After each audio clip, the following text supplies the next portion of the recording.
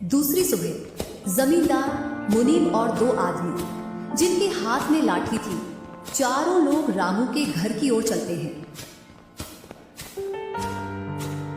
जैसे ही रामू के घर के पास पहुंचते हैं तो जमींदार और दोनों लोग थोड़ी दूर रुक जाते हैं। अरे रामू भैया, बाहर निकलो, मैं पास ही के गांव से आया हूं। जरूर जमींदार होगा, मैं आज गेट खोलूंगा ही नहीं। मैं तुम्हारी ससुराल से आया हूं। तुम्हारे ससुर साहब ने तुम्हारे लिए कुछ रुपए और कुछ आभूषण भेजे हैं, क्योंकि बुढ़ापे की वजह से उनसे यहां तक आने की नहीं बन पा रही थी, इस वजह से उन्होंने मुझे भेजा है। इतना सुन रामू के मन में लालच आ जाता है और वे फटाक से गेट खोल देता है। कहाँ है पैसे और धन? क्या तुम्हारा ही नाम रामू है? हाँ, मेरा ही नाम रामू है। कहाँ है धन? यही पास में रखा है, चलो दोनों उठा लाते हैं। वह मुनीम के साथ चल देता। थोड़ी दूर चलने के बाद मुनीम जमींदार जी को बुला लेता है। जमींदार और दोनों लोग रामू के पास आ जाते हैं। लाओ मेरे पैसे लौटाओ, ब्याज समेत। मैंने आपसे पैसे नहीं लिए। ये ऐसे नहीं मानेगा।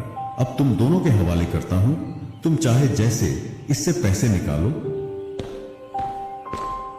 और दोनों आदमी रामू को लठ से मारते हैं। रामू चिल्लाता हुआ, अरे भाई रुको, अरे भाई रुको, मत मारो, अरे भाई रुको, मत मारो। इधर वह दोनों रामू में दे लठ बरसा रहे थे।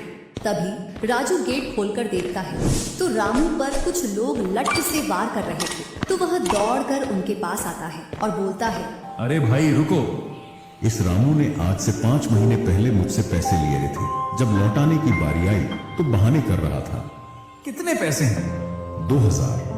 रुको मैं लाता हूं।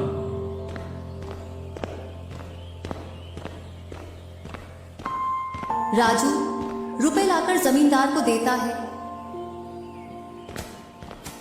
और जमींदार और उसके साथी वहां से चले जाते हैं। इधर रामू भी अपने घर में चला जाता है और राजू भी। कुछ दिनों बाद दोनों भाई अपना अपना खेत खोदने के लिए खेतों पर पहुंच जाते हैं। इधर खेत खोदते खोदते राजू दौड़ते हुए रामू के पास आता है और बोलता है, देखो मुझे खेत में क्या मिला है। राजू के हाथ में हीरा देखकर रामू के मन में लालच आ जाता है और वह मन ही मन सोचता है, इसके खेत में तो और भी हीरा हो सकते हैं। क्यों ना मैं इसको मेरा वाला खेत दे दूं और इसका खेत में रख लूं, जिससे मेरे पास भी बहुत सारे हीरे हो जाएंगे। मैं क्या बोल रहा था, क्यों ना तू मेरे वाले खेत पर फसल कर ले और मैं तेरे वाले पर। इतने दिनों से तू कम जगह पर कर रहा था।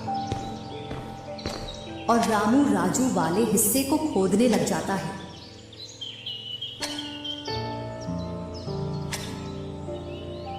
शाम तक पूरे खेत को खोद देता है, लेकिन उसे उसमें कुछ भी नहीं मिलता और थका हारा घर पहुंच जाता है। आज पूरा खेत खोद दिया, लेकिन फिर भी एक हीरा नहीं मिला। जबकि राजू ने खेत का एक कोना खोदा था, उसमें ही उसे एक हीरा मिल गया। अच्छा, आप अगर ऐसे ही मेहनत करते रहे तो एक दिन आपको भी बहुत सारे हीरे मिलेंगे। बातों ही बातों में रामू की नींद लग जाती है।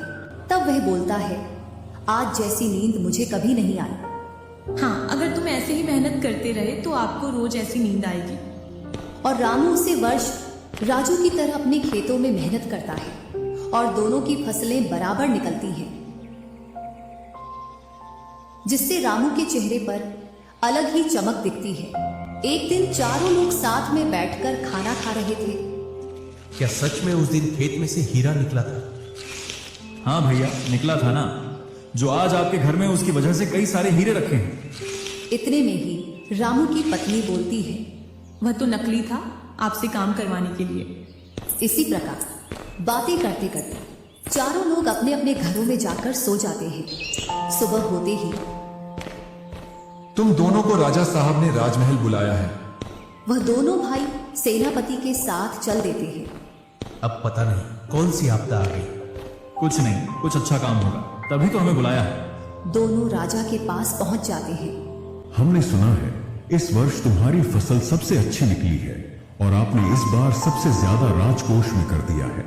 इसी का आप दोनों को इनाम